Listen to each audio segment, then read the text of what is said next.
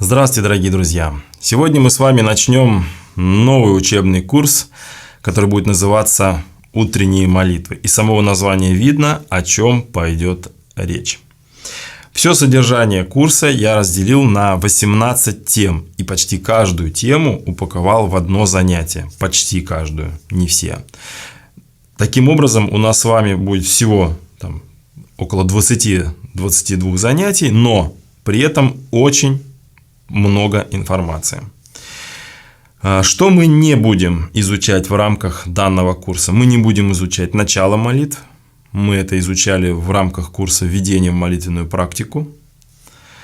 Окончание молитв. Мы тоже там это изучали. И мы не будем изучать символ веры, потому что символ веры – это очень серьезно, и ему будет посвящен отдельный учебный курс.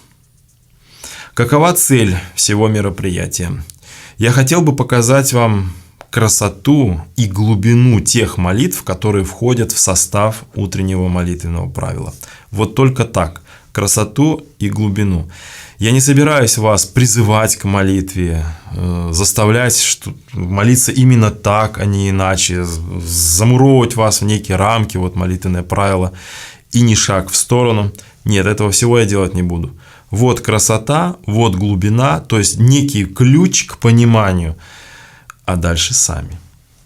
И также я сегодня хотел с вами поговорить немного об истории. Истории самих утренних молитв, вообще утреннего такого молитвенного правила, как и вечернего, в принципе, потому что они, в общем-то, рука об руку идут. Это келейные молитвы, домашние молитвы, и они были всегда. Вообще это норма, это нормально, что человек дома обращается к Богу с молитвой. Так должно быть. И это было всегда. И в первом веке было, и сейчас, и будет до скончания времен. В первых веках люди в основном обращались к Богу своими словами, либо пели псалмы. В IV, в V веке после завершения гонений произошел такой расцвет молитвенного творчества, гимнотворчества. Тогда были составлены, написаны многие молитвы из тех, которые мы с вами хорошо знаем. В основном было сформировано богослужение православной церкви в том виде, в котором мы его сейчас знаем. И в последующих веках, в последующих эпохах это молитвенное творчество не останавливалось, оно продолжалось, но опиралось уже вот на накопленный опыт по образцу и подобию. Именно вот в те далекие 4, 5, 6 век от Рождества Христова были составлены те молитвы, которые мы с вами будем изучать в рамках нашего учебного курса «Утренние молитвы». Они были тогда там написаны, но они не составляли одного какого-то правила именно. То есть их написали-то тогда, а вот составили именно в молитвенное правило совсем недавно. Причем только в Русской Православной Церкви.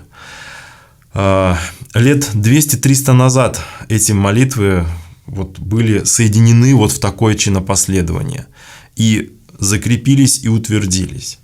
Даже во времена Серафима Саровского, а это, в общем-то, недалеко, 200 лет от нас, вот это молитвенное правило, оно было достаточно новым. Может быть, ему лет 100 было на тот момент, но вот оно было достаточно новым. Это нужно учитывать и понимать. То есть большую часть истории церкви, вот такого молитвенного правила, которое мы сегодня с вами знаем, его не было. Люди молились, конечно, молились, но все-таки это было больше, так скажем, свободная такая молитва. Может быть, читали псалмы, читали, может быть, каноны, еще что-то. Какие-то молитвы читали. Но, в общем-то, это довольно-таки свободное было. Более того, следует помнить о том, что всеобщая грамотность – это наследие 20 века, по крайней мере, для нашей страны, для нашего народа. Так что в 19, тем более в 18 и уж тем более в 17 веке было огромное количество людей неграмотных, незнакомых, не умеющих читать. Как же они тогда молились, эти прочитывали? Что-то запоминалось на слух, заучивалась. И память тогда у людей была неплохо развита, именно потому, что им приходилось полагаться больше на память. Мы-то сейчас, в случае чего, окей, Google, а тогда не было этого. Нужно было держать это в памяти, информацию. Поэтому память была у людей более развита, и они довольно-таки хорошо запоминали. То есть что-то со слуха заучивалось наизусть. Ну, а если человек совсем ничему не был научен, то заменялось Иисусовой молитвой. До сих пор, вот если взять древние какие-нибудь молитвословы, то мы там можем увидеть, что, например, если человек не умеет грамоте, там в начале написано для неграмотных заменить, там, например, канон – это столько-то Иисусовых молитв, а за Акафи столько-то Иисусовых молитв, за Кафизму столько-то Иисусовых молитв. И там все четко прописано. Причем даже прописано так вот, что вот в наше время вот такая ситуация, а раньше было такое-то правило. То есть перепечатки каких-то более древних книг. Так что, в общем-то, народ довольно-таки часто и долго подходил к вопросу молитвы домашней. Очень творчески. И вот те молитвы, то молитвенное правило, которое мы сегодня имеем, оно, безусловно, имеет и свои плюсы, и свои минусы. Плюсы. Плюсы в том, что правило есть правило. Оно, во-первых, нас дисциплинирует. Мы знаем, вот есть молитвенное правило, и мы должны его исполнить. Это уже хорошо. Первое. Второе. Само по себе даже название правила, а слово править, исправить, да, выправить. Молитвенное правило, данное нам, это как некий камертон, по которому мы можем выправлять свою душу. Как происходит настройка музыкального инструмента? Вот. У музыканта есть камертон, то есть это некий прибор, который все время один и тот же звук выдает, да, стабильно. И вот он по этому звуку настраивает свой инструмент. И тогда инструмент его звучит гармонично, красиво, правильно, слаженно, и тогда может получиться хорошая музыка. Так вот, для нас таким эталоном, камертоном являются молитвы святых, которые жили, да, давно, но они достигли высот святости, особого какого-то чувства Бога, осознание своего места по отношению к Богу. То есть это святые люди, высочайшие образцы духовности. И вот те молитвы, которые мы читаем, это плод их духовного творчества. Вчитываясь в эти слова, пропуская их через себя, мы таким образом как бы настраиваем свою душу и приводим ее в гармоничное, прекрасное состояние. И это очень хорошо. Можно сказать, что с грамотностью нам дана возможность, вчитываясь в молитвы, в частности утреннего правила, приводить в гармонию собственную душу. И это прекрасно, и это хорошо. Поэтому молитвенное правило, особенно для начинающих, это очень хорошо. Да, это трудно, да, это тяжело, это нужно как-то вот сосредоточиться, понимать, это тяжело дается. Но для того вот этот наш учебный курс и создан, чтобы вам разъяснить, показать, пояснить, уточнить. Да. А вот те люди, которые являются христианами уже многие годы, и из года в год, а то из десятилетия в десятилетие вот эти молитвенные правила прочитывают, они сталкиваются с оборотной стороной медали, с отрицательным.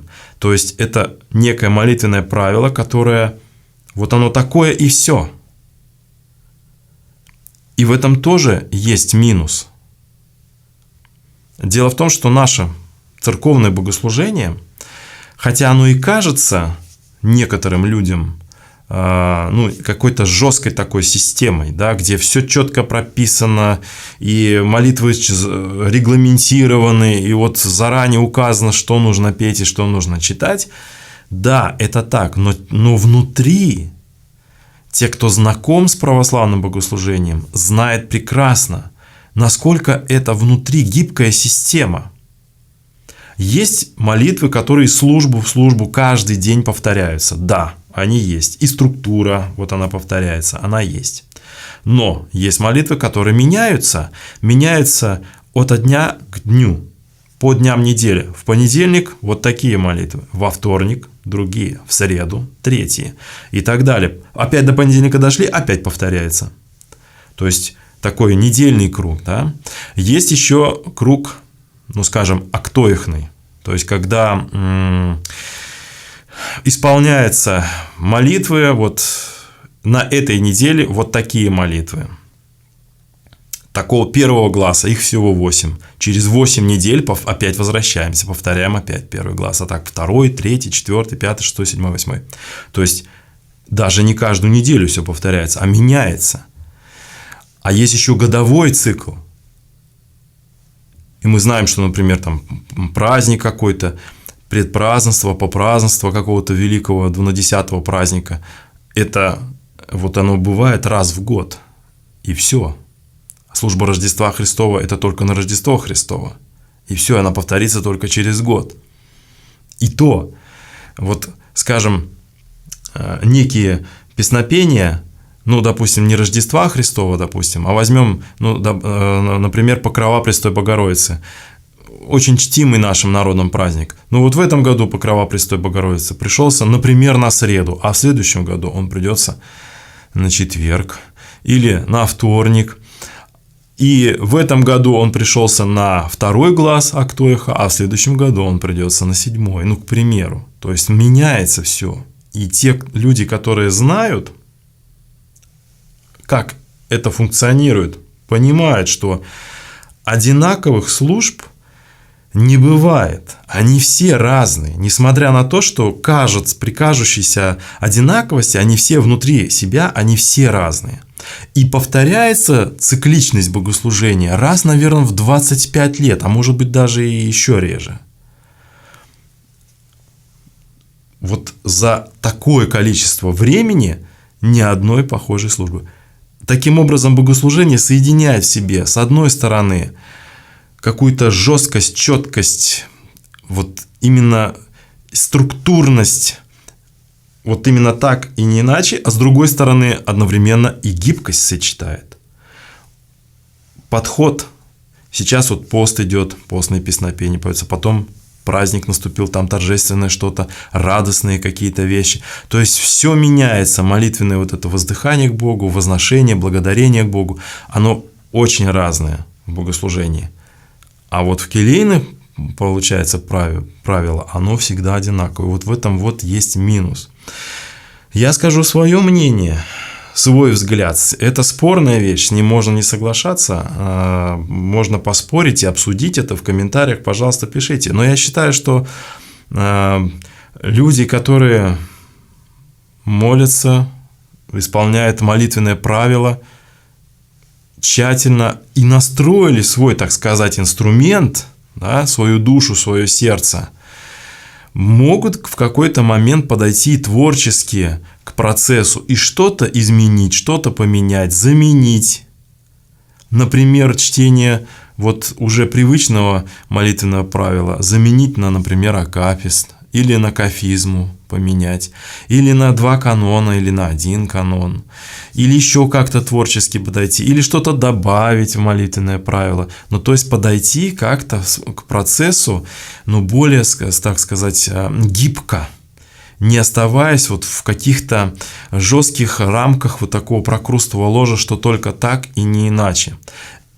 Это правило – это некий эталон, это некий камертон, по которому должен звучать инструмент, но если он будет звучать только так, то это, наверное, тоже неправильно. Нельзя останавливаться в нашем собственном молитвенном творчестве к Богу. И я очень прошу вас, дорогие друзья, не задавайте мне вопросы в комментариях или в личке о том, что вот отец Андрей, вот такая ситуация, скажите, а каково у меня должно быть молитвенное правило? Не знаю, я вам это молитвенное правило не составлю, пожалуйста, подойдите сами творчески. В конце концов, цель данного курса будет заключаться в том, чтобы показать красоту и глубину тех молитв, которые входят в состав утреннего молитвенного правила, но вообще в целом, то есть дать вам некий ключ, да, к пониманию, некую информацию. Но вообще в целом у меня в целях моей деятельности вообще дать вам ключ, дать вам информацию. Для чего? Для того, чтобы вы сами могли что-то для себя решать. В конце концов, мы же молимся к Богу. Можем же и молитвенно обратиться к Нему и сказать: «Скажи мне, Господи, путь, вон же пойду, я как Тебе взял душу мою». И Господь нам ответит: слушайте свое сердце, слушайте свою совесть. И глаз Божий там потихонечку можно рассмотреть.